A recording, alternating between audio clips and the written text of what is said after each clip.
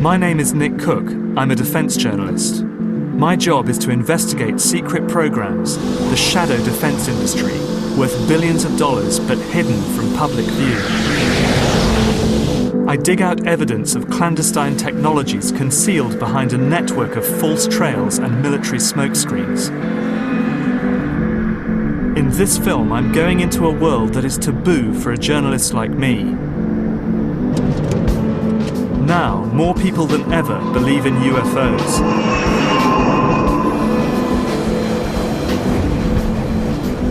I want to know what really has been flying through our airspace. Do these sightings offer evidence of top-secret military and defense technology? Or do they hold the clues to something more mysterious? My plan is to trace the phenomenon through each decade, from early sightings of UFOs during the Second World War to the mass reports of alien abductions that swept America in the 80s and 90s.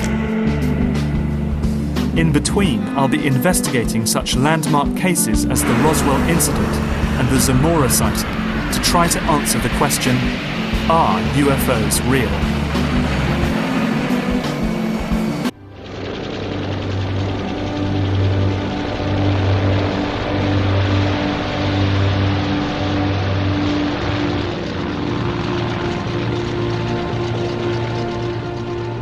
The history of UFO sightings is not a long one, but it's a bit longer than most people suspect. To start to make sense of UFOs, you must go back 63 years. To the Second World War and these men, and what some of them saw in the night skies over Europe. Allied air crews described strange glowing balls of light that tracked their aircraft, and even coined a name for them, Foo Fighters.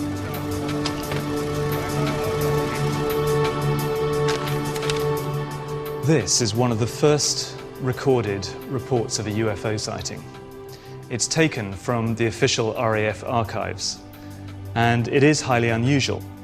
It recounts the story of one pilot officer called B.C. Lumsden, who saw something extremely unusual during a bombing raid over Germany on the 7th of December 1942.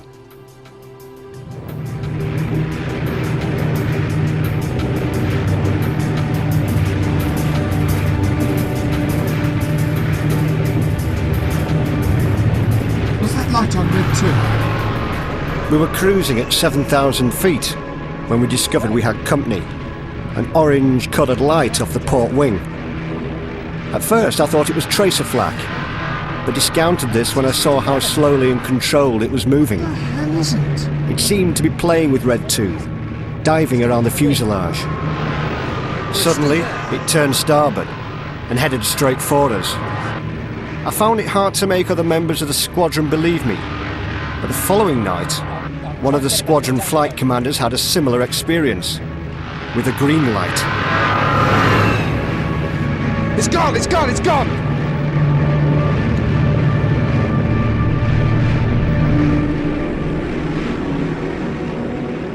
A handful of Foo Fighters sightings could be dismissed as pilot error, but there were hundreds, if not thousands. Could they really just be the hallucinations of tired or terrified men? I've decided to find out more about these strange balls of fire.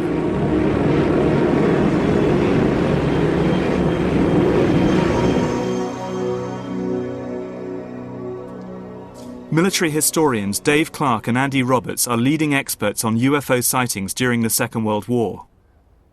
People were seeing tiny balls of light, not much bigger than a beach ball, say, to full-blown flying saucers in the style that we would appreciate today.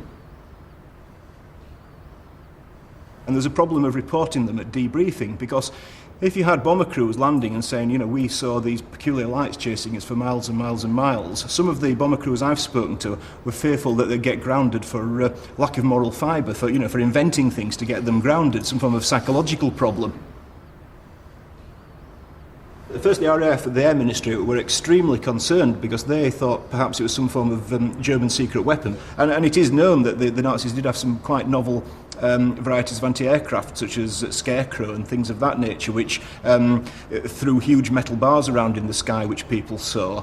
And that was designed to unnerve people as much as to damage aeroplanes. These designs, lifted from secret engineering blueprints seized by the Allies at the end of the war, show just how radical the Nazis' aerospace programs were. And it was plans like these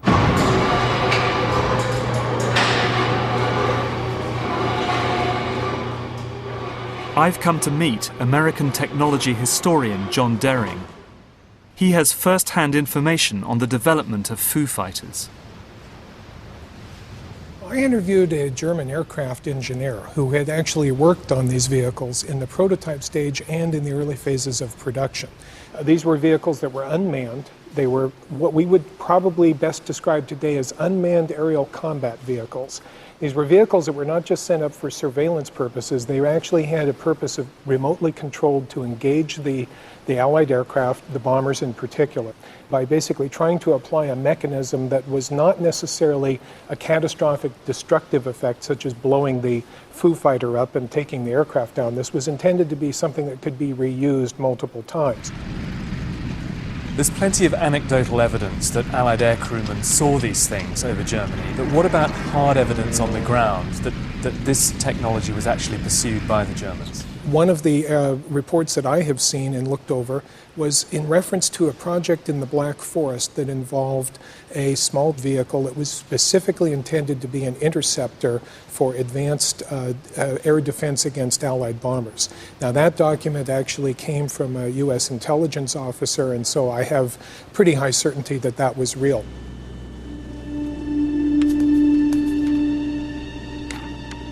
I want to follow up on John Dering's research. His work indicates there was secret technology being developed in Nazi-occupied Central Europe, which might account for some of the UFO sightings. These are the Sudeten Mountains on the Polish-Czech border. During World War II, this beautiful valley was home to some of the finest scientific minds of the Third Reich. It was here that the Nazis built one of their underground research facilities, the Wenceslas mine.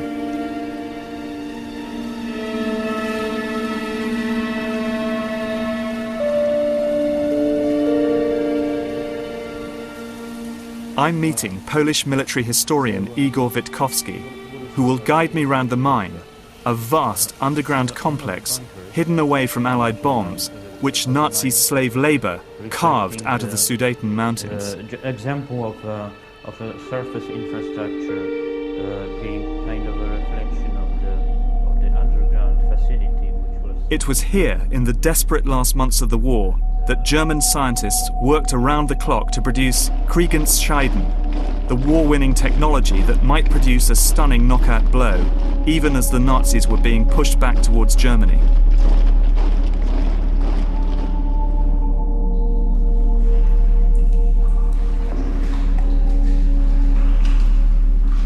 As Igor guided me through the flooded tunnels, the air became heavy and difficult to breathe.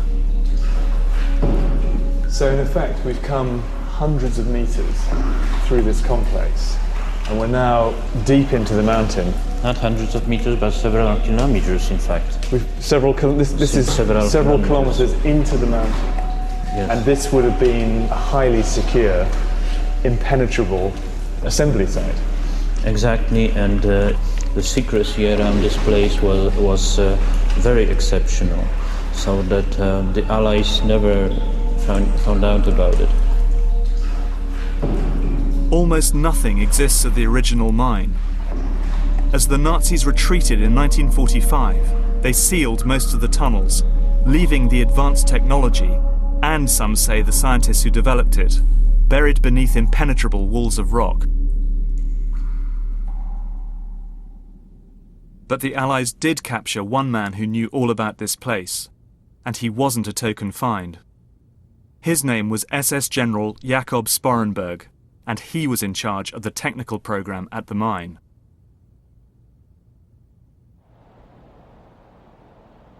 What he revealed astonished his interrogators. Indeed, I find it astonishing 60 years later. He spoke of a secret experiment attempting nothing less than to conquer gravity. He described a bell-shaped device that needed enormous amounts of electrical power. It was made of a hard, heavy metal and filled with a mercury-like substance that was violet in colour and glowed when under test.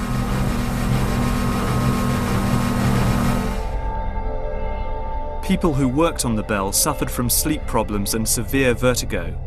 5 of the 7 scientists died while working on the project.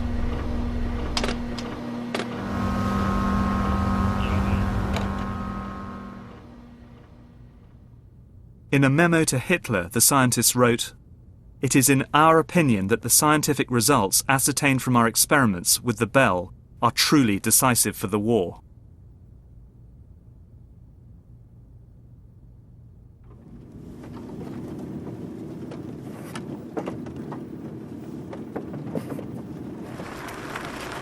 Experiments with the bell happened deep underground in the mine, but directly above it, on the surface, was this strange structure.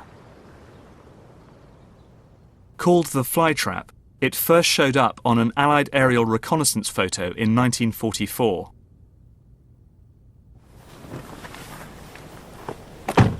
Igor Witkowski believes that the flytrap was a test rig for advanced propulsion technology. Is it possible that the UFO sightings over Nazi Germany were related to this quest?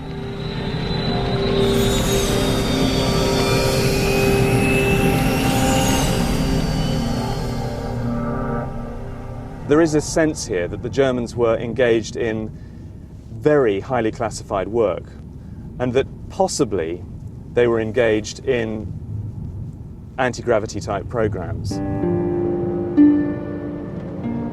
What I do know is that many of these bizarre projects like the Bell did not remain in German hands. At the end of the war, they were plundered secretly by the American High Command and taken to the States.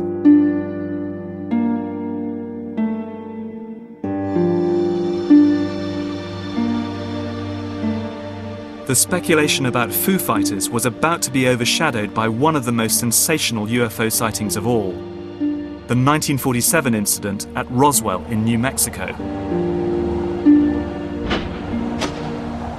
That's where I'm heading next.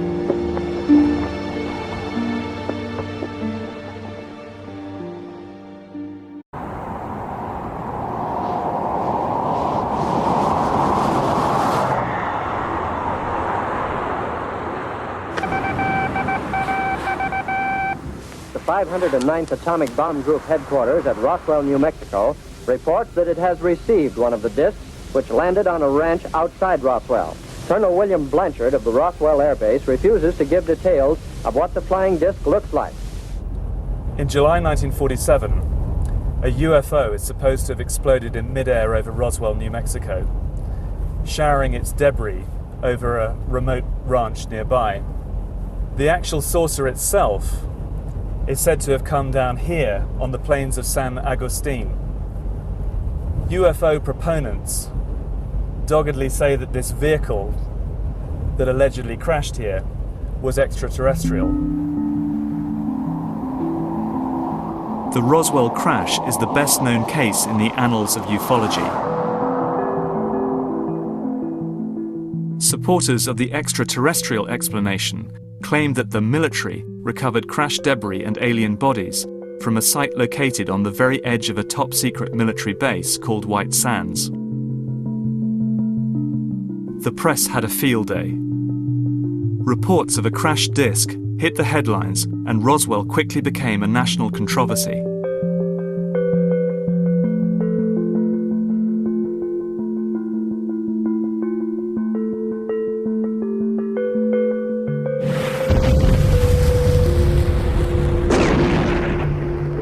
The military were quick to quash stories of bodies and saucers, but their denials just fueled the belief that they were hiding something.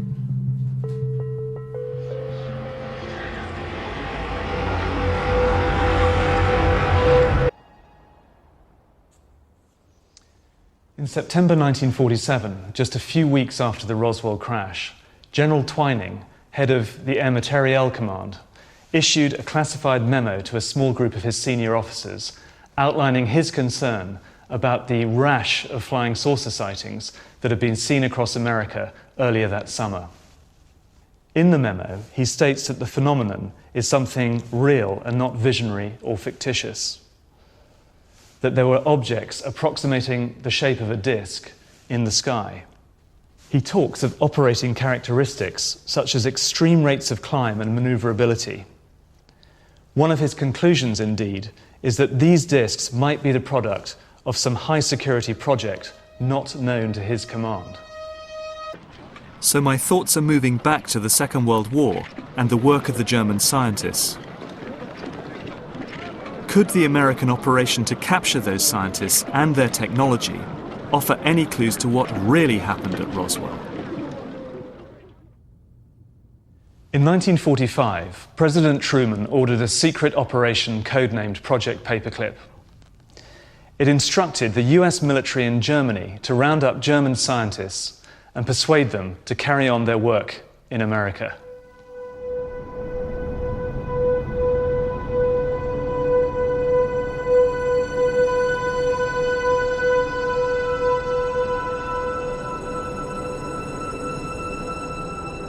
This is where most of the Paperclip scientists ended up. White Sands Missile Range, a top-secret base surrounded by a no-go zone the size of a small country. Probably well over 2,000 scientists were brought to this country. I have a listing, which I got from the Air Force History Office, of all the scientists that were brought to Wright Field. And nearly 200 top-of-the-line scientists were brought to Wright Field. The Germans were anywhere from 5 to 15 years ahead in certain areas. For instance, you think of the V2A4 missile, not intercontinental at that time, but a first ballistic missile. That was a huge step at the time. I've visited this area many times, and its power and beauty never diminishes. It's a strange mix of primitive landscape and high-tech doomsday hardware, tucked into the southwest corner of America. One thing's for sure. The German scientists brought here after the war would have been totally cut off from the outside world. The thing that bothered most of them that I knew more than anything was the summertime, because we get temperatures often here of 42 and 43 Celsius in July, June and July. And things are quite a desert. It was here that the German scientists created the beginnings of the American space program. And it is also here, in this highly secret territory, that the number of UFO sightings really started to take off.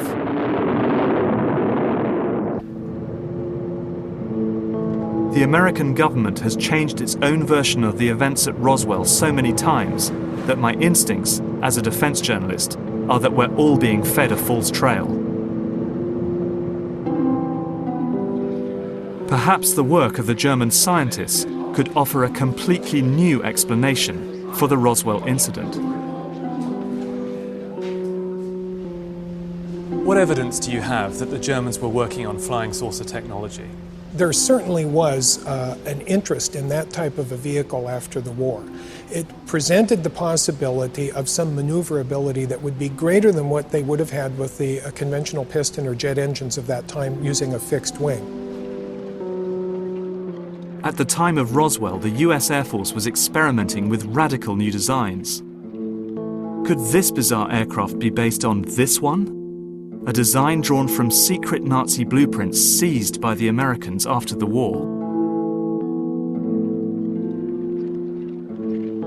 Some of these may indeed have reached the point of being test flown. However, if they did not have a particularly remarkable advantage over other aircraft that were being pursued at that time, they may not have really gone much further than that. Perhaps the Roswell crash can be linked to the work of the German aircraft designers quartered at White Sands in 1947. I think it's very possible that what crashed was a secret prototype, based on these radical designs. But I can't prove it. And the US government has changed its mind so many times that we may never know the truth. But what is certain is that UFO sightings in America were about to reach epidemic proportions. Not just in New Mexico, but over the skies of the nation's capital, Washington, D.C. They caused such panic that President Truman was forced to speak about them publicly. In a few short years, UFOs had reached the highest office in the land. Oh yes, we discussed it at every conference that we had with the military. There's always things like that going on. Flying saucers, and they've had other things, you know, if I'm not mistaken. Flying saucers have invaded our planet. Washington, London, Paris.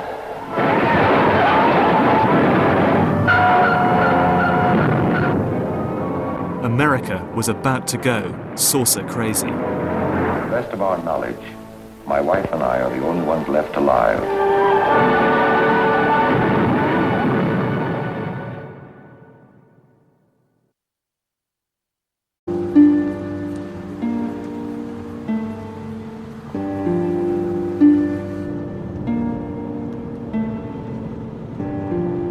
I'm in Washington to investigate the extraordinary escalation of UFO sightings that occurred in America during the 50s.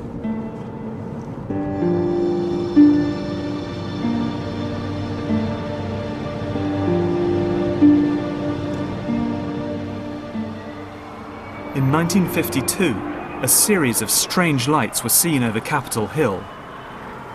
UFOs had arrived in the political heartland of America, causing mass panic. In the midst of this big national flap, sightings occurred over Washington, D.C. This involved 3 radar sets in the Washington, D.C. area, which picked up targets that were traveling around in restricted airspace over the Capitol. This couldn't be ignored. It had all the makings of a national emergency. Whether it was alien visitors or, as many in the military suspected, advanced Soviet spy technology, the Air Force needed to act fast. Jets were launched against the UFOs, and the military made sure their actions made headline news. The intention was to reassure the public, and it might have worked, but for the fact the following weekend, the 19th of July, the UFOs were sighted again. 1,000 people called in reports, including staff from President Truman's office. The government had to be seen to act. This man, General Sanford of the United States Air Force, was given the job of reassuring the nation and explaining to people what they'd seen. In pursuit of this obligation, since 1947, we have received and analyzed between 1,000 and 2,000 reports that have come to us from all kinds of sources. Of this great mass of reports, we have been able adequately to explain the great bulk of them. So here he was saying specifically they're not a threat to the United States, the implication being the Air Force is doing its job, where there's no threat out there. In spite of the fact that the Air Force internal documents had said, you know, well, they might be Soviet, and used that as a reason to investigate and so on.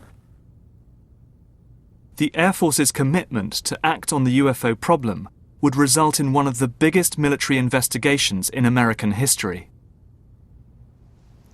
The Air Force, which had secretly been investigating UFOs since 1947, were forced to set up an open inquiry. Called Project Blue Book, it promised to investigate each separate sighting report that was filed by the general public. In spite of Air Force intelligence claims there was nothing to worry about, the US Air Force was actually taking UFOs very seriously indeed.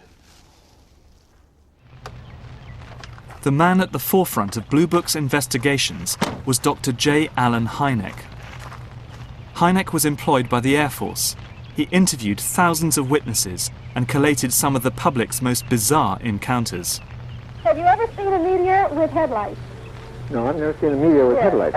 But one might see meteor that looked like it had headlights. Well, However, I do not drink, and this had some kind of light on the back all of right, it. good, fine. Hynek was a skeptic.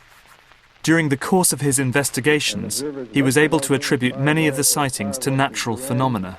All of them saying that they saw it predominantly in an eastern direction. Now, if it had been extremely close to any one of them, it could not have been seen to the east by all the people. And observers west of Elgin as far But Project Blue Book had severe limitations. No military sightings were included in its pages. Instead, they were immediately classified and buried deep in the files of the Pentagon. Much to Hynek's frustration, because reports by Air Force pilots, of which there were many, intrigued him very much.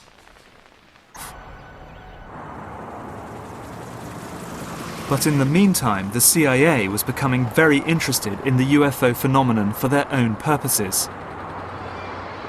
The agency was responsible for surveillance of the Soviet Union, and they realized that UFOs might offer the perfect cover for their more clandestine activities.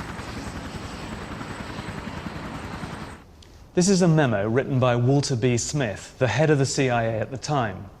And it's important because it shows that the CIA were happy to leave the US Air Force with the problem of analysing each UFO sighting. I suggest, Smith says, that we discuss at an early board meeting the possible offensive or defensive utilisation of these phenomena for psychological warfare purposes. This is a pretty stunning document, but when you read something like this, what you've got to keep in mind, first and foremost, is its context. The context, of course, was the Cold War and the struggle between America and the Soviet Union. But what really set the UFO story running for the CIA was the death in 1953 of this man, Joseph Stalin.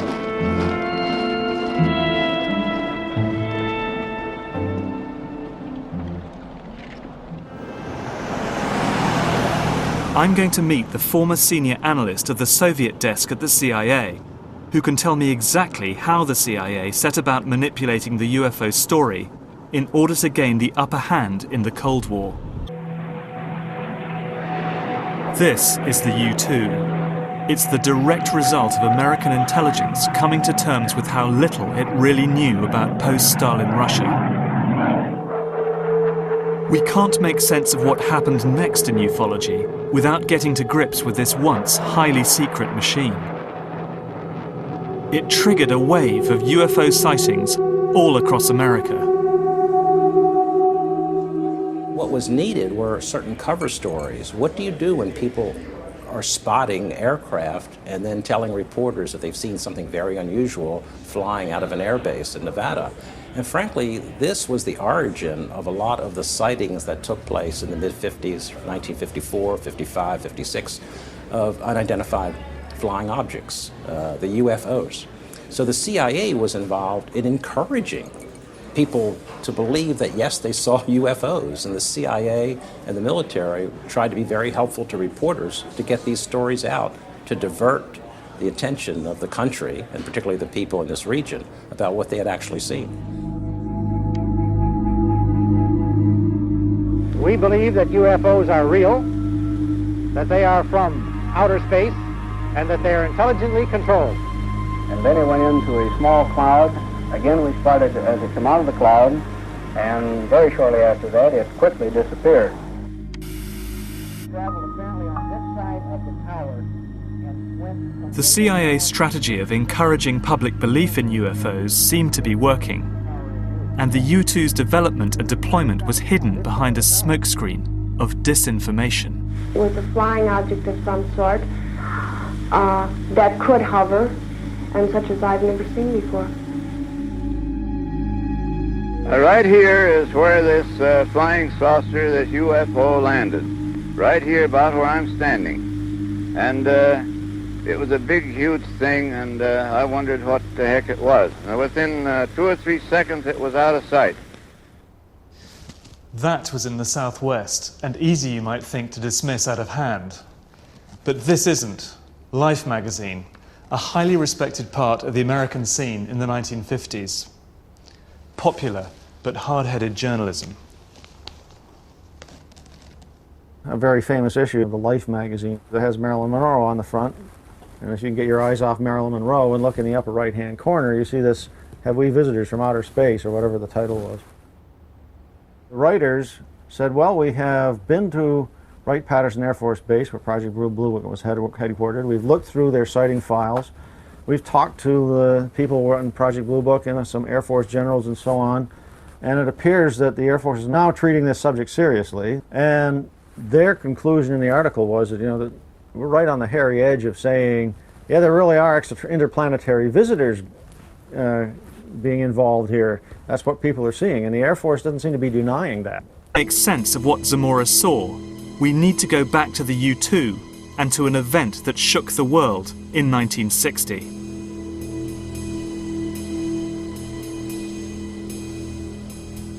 When U-2 pilot Gary Powers was shot down over the Soviet Union, Cold War tensions intensified.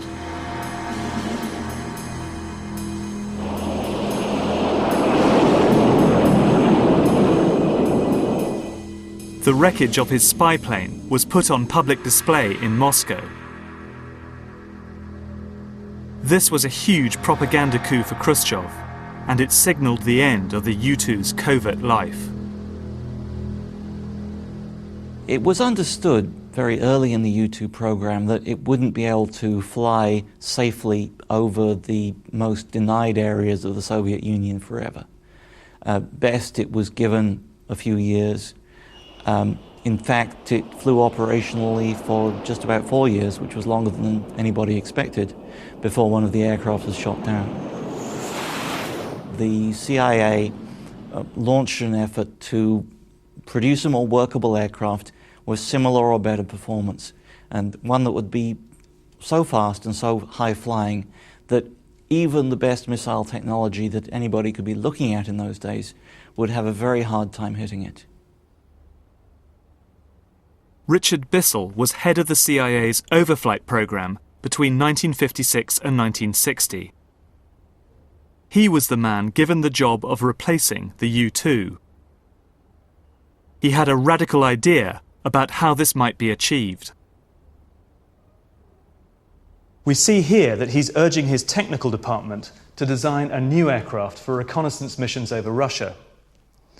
According to Bissell, who had a very good grasp of the technological challenges, the optimal shape for that vehicle would be saucer-shaped. But flying discs did not die with the Avro car.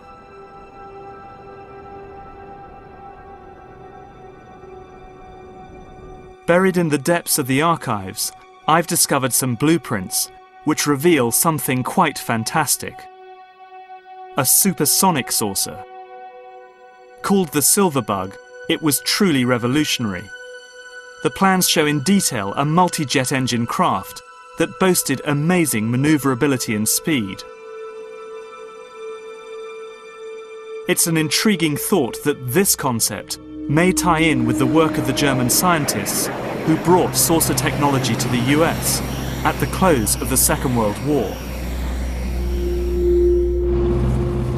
I believe Silverbug could explain what Lonnie Zamora witnessed in the New Mexico desert in April 1964. His description of a silver disc-shaped object appears to fit in with the Silverbug profile.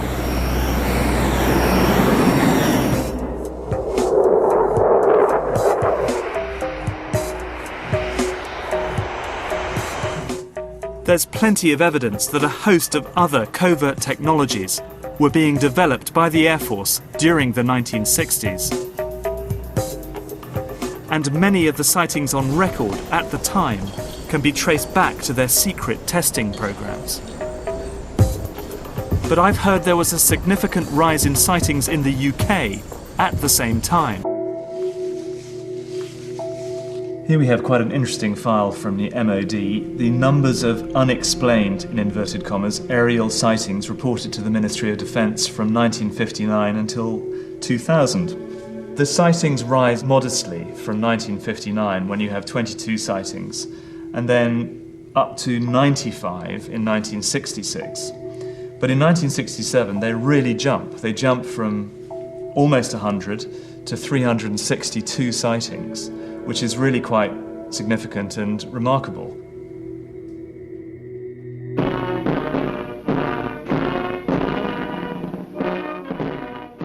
As the Cold War ramped up, there was a significant expansion of the American military presence on British bases throughout the 60s.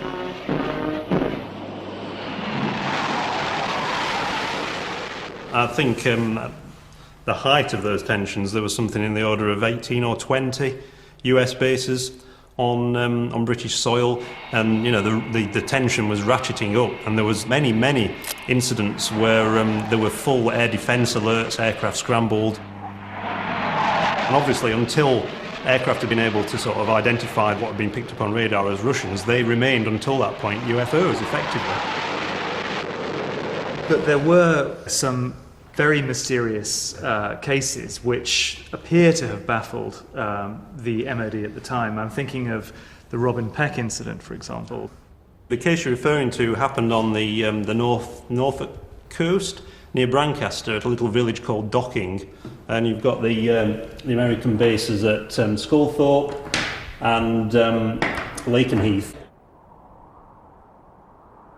Some of the strange UFO sightings in Britain and the United States might be explained by activities at a secret base here in Nevada. So secret, in fact, that, according to the Pentagon, it still doesn't officially exist. From a defense journalist standpoint, it doesn't get any stranger than this. Just behind me there is Nellis Air Force Base. Nellis is at the southernmost tip of the Nellis Air Force Range, a closed-off area totally barred to the public that's about the size of Switzerland. And nestling within the Nellis Air Force Range is Area 51, the world's most secret Air Force base. When Richard Bissell of the CIA urged his designers to think out of the box, this is where their imaginations ran wild.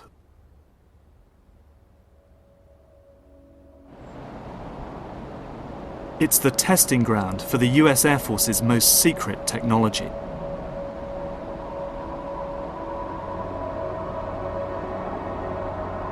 When the U-2's covert life ended, this is what Bissell's designers came up with.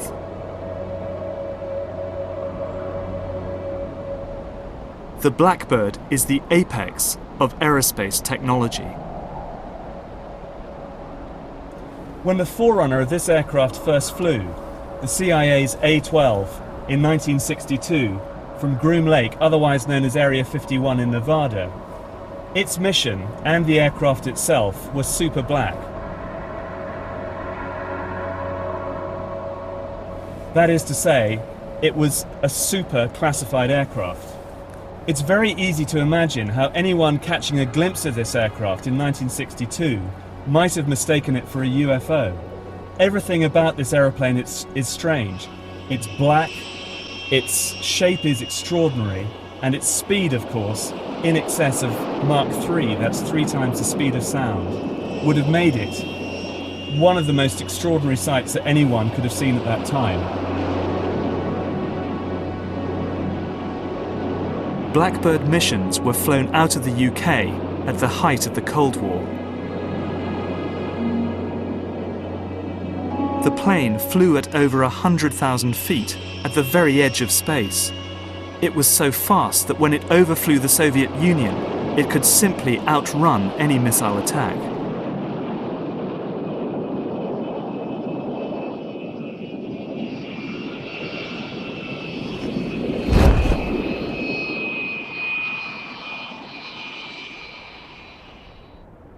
But it wasn't so much American spy planes that were worrying the Russians. There was something else in the skies that was causing them alarm. An incident over the small town of Petrozavodsk would trigger the largest study of UFOs on the face of the Earth. Russia's X-Files had begun.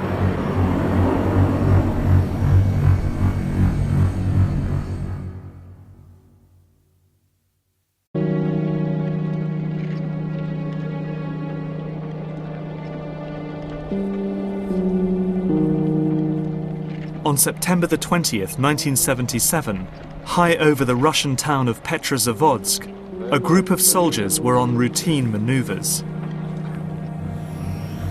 Suddenly, a bright star appeared radiating pulsating beams of light. The object lingered over the town like a huge jellyfish. After a few minutes, it wrapped into a bright half disk and shot off.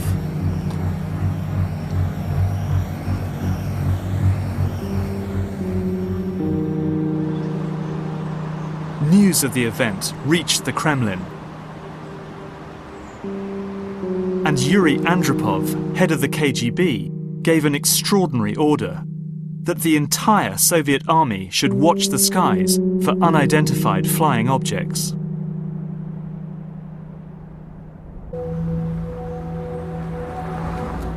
For some, these inexplicable sightings fueled concerns that the Americans were developing a radical piece of aerospace technology, something that behaved and looked like a UFO, that could fly undetected into Russian airspace.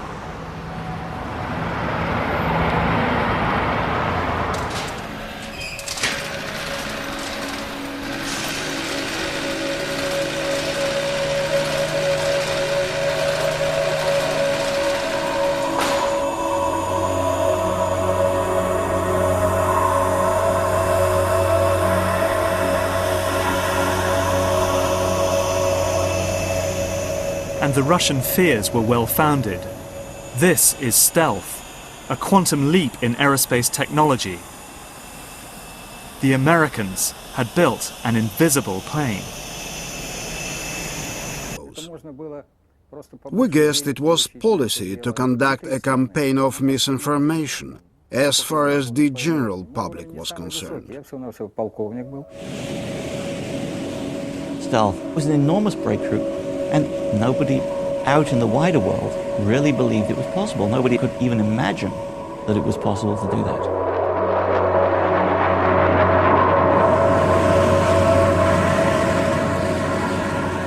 The Americans had won the technological race. By waging a campaign of disinformation on their own people with the UFO cover story, the CIA were able to hide the existence of stealth from Soviet surveillance for 10 years.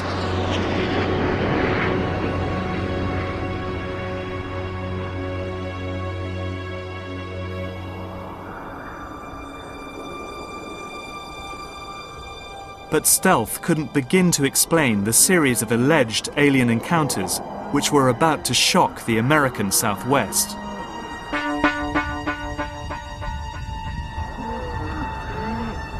The rectum had been partially removed. The eyes were bulging out. I was horrified at the thought of what could do this in broad daylight. I really did believe something strange was going on.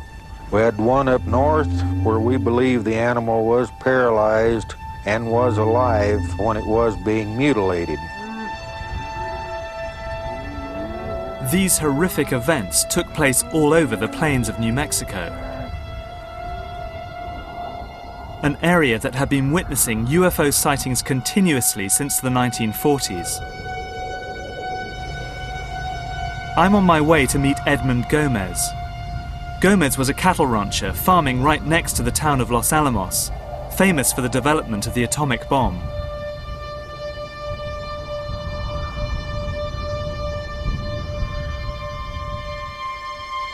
We met up and headed out to a desolate corner of his ranch.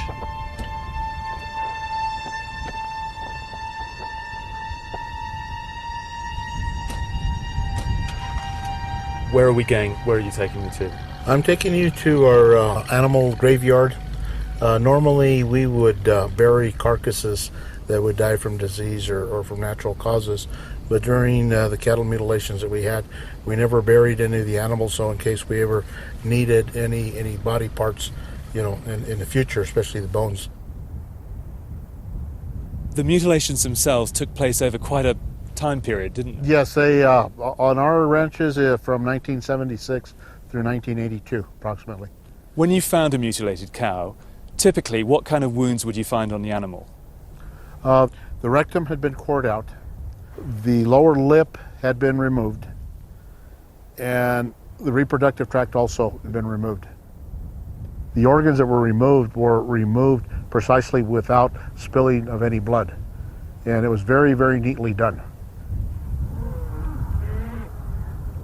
Many of the ranchers believed the cattle mutilations were the result of UFOs, that aliens were dissecting the animals for experimentation.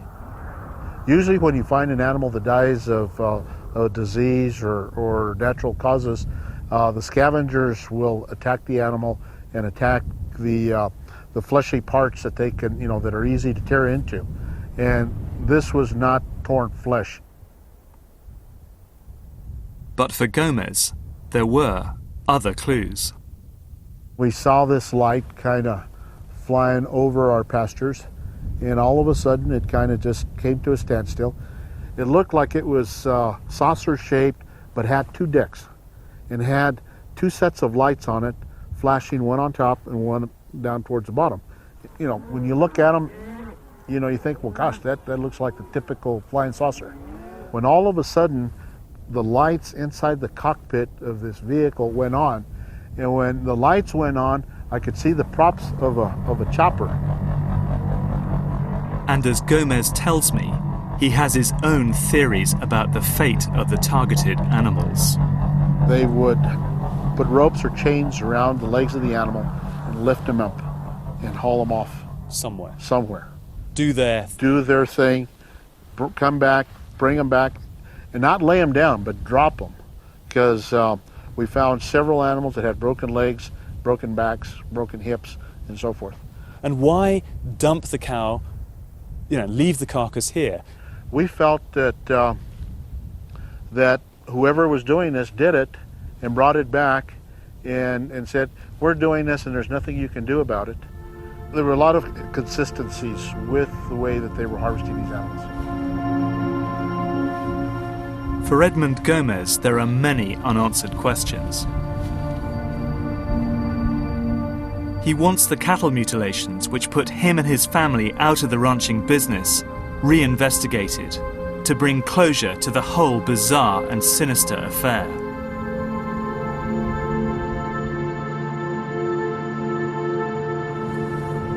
Well, I think Gomez's hunch that this was some sort of covert testing activity was bang on the money. From the way the cows were mutilated, from the organs that were removed from the cows, it seems very clear that this was some kind of covert testing, covert monitoring program of some kind of contamination in that region.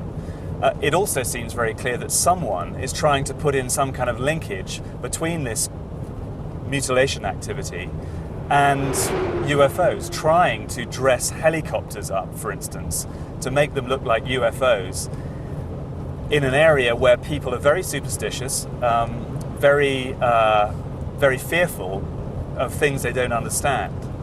So it's clear to me that some kind of disinformation campaign is going on, but the reality is whatever was going on up there has nothing to do with extraterrestrials or UFOs.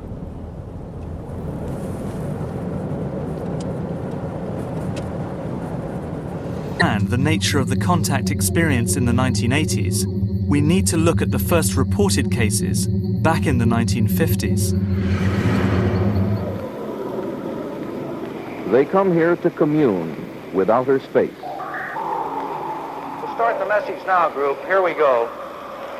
We are your friends.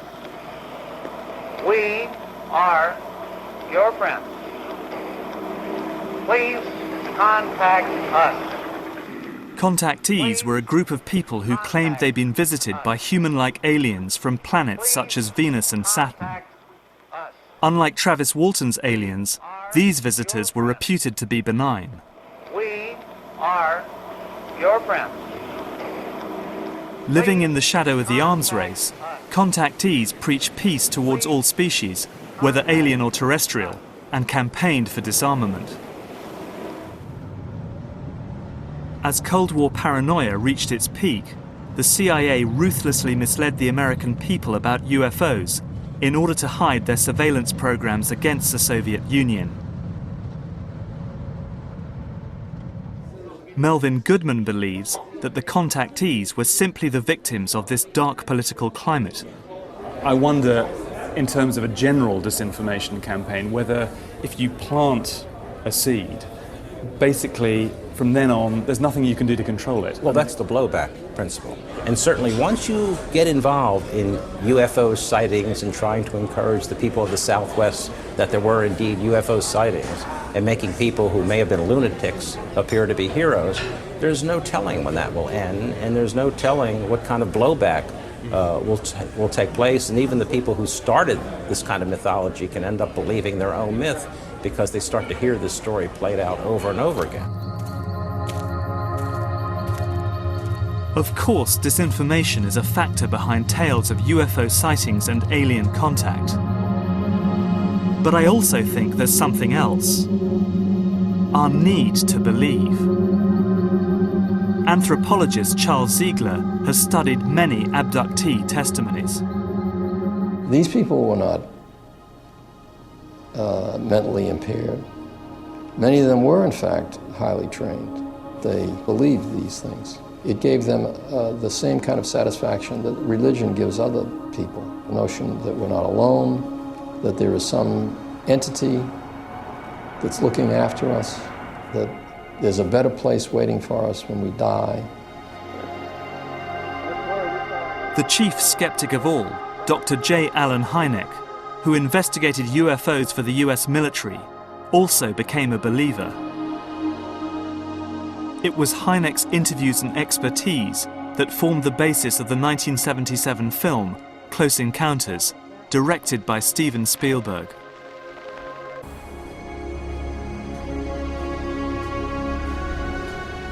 So what's the truth about UFOs? The story of successive attempts to develop radically new forms of flight, conducted under the strictest secrecy, is inextricably bound up with our relationship with UFOs over the last 60 years. Whether it's Allied pilots buzzed by strange balls of fire in 1942, or the Roswell incident 5 years later, there is a strong case to be made that secret military technology offers a convincing explanation for many UFO stories. For me, what is so striking about Roswell is that it's the first good example of an officially sanctioned UFO disinformation exercise. It showed the CIA that UFOs could provide perfect cover for their Cold War activities. It didn't take much for the CIA to spin the extraterrestrial story into the hearts and minds of the American public. And once it was there, all manner of experimental technology could, if it was spotted, be put down to the UFO phenomenon. But there are some cases that I just can't explain.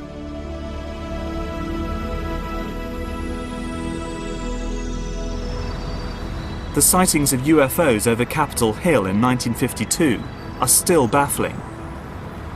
And Tom Hanley's aerial encounter remains as testimony to the possibility we are not alone. What is certain is that real-world UFOs, the man-made ones, continue to develop.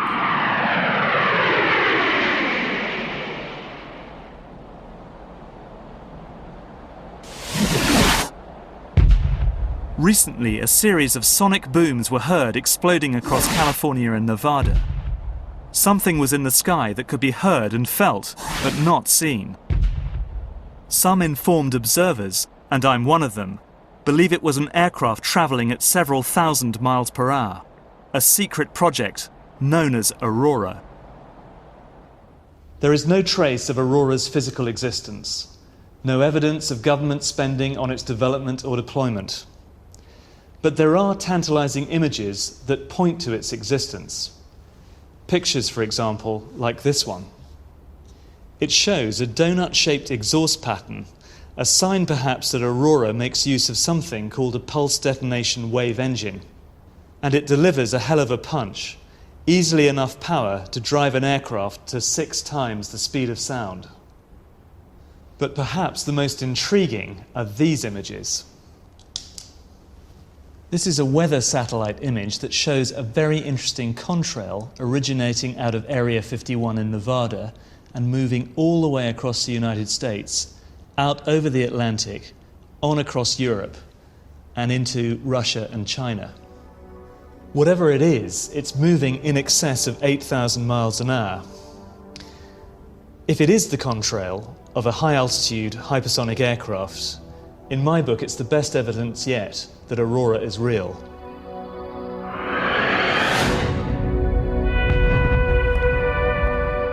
And Aurora's flights will probably give birth to a new wave of UFO sightings. Because whether aliens exist or not, many of us want to believe in them. Perhaps the only way we will ever find out for sure is if we make the leap into deep space ourselves. That day may come sooner than we expect.